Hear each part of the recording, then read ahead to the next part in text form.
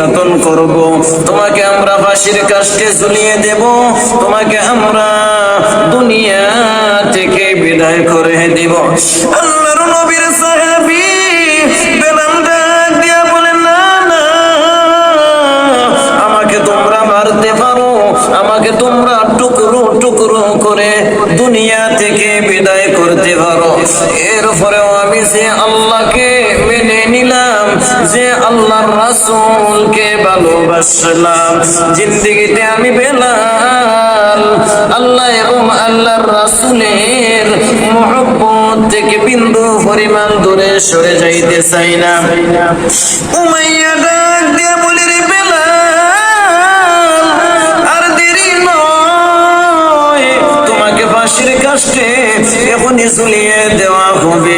Umayya ইবনে খালব বেঈমান কাফেরদের হাতে বেলালকে এমন ভাবে আঘাতের পর আঘাত করতে শুরু করলো, জিহ্বার মধ্যে ফেরেক লাগিয়ে দিল।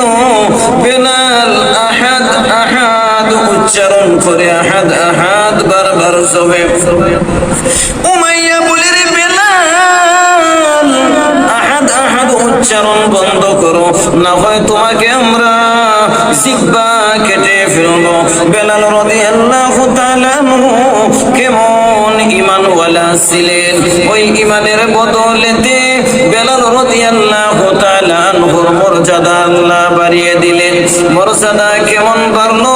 আল্লাহর পয়গম্বর যখন মেরাজ মুবারকে চলে গেলেন, মেরাজ শরীফে চলে যাওয়ার পর নবীজি লক্ষ্য করে দেখলেন কার জানি খরমের আওয়াজ শোনা যায়। আল্লাহর নবী বলেন, রে জিবরাইল, কার খরমের আওয়াজ শোনা যায়? জিবরাইল আমিন বলেন, ও পয়গম্বর, আপনার প্রিয় সাহাবী হযরত বেলালের খরমের আওয়াজ শোনা যায়। নবীজি বলেন, রে জিবরাইল ভাই, আমার বেলাল এমন কি আমল করেছে?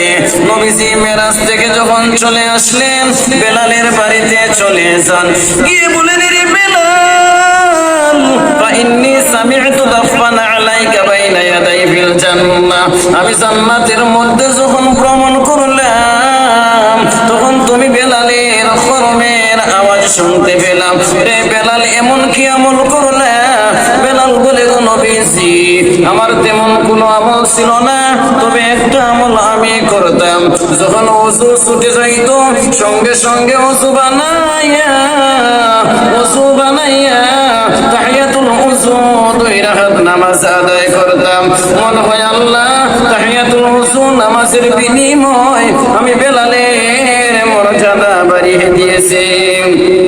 হাকিকত সে তু দুনিয়া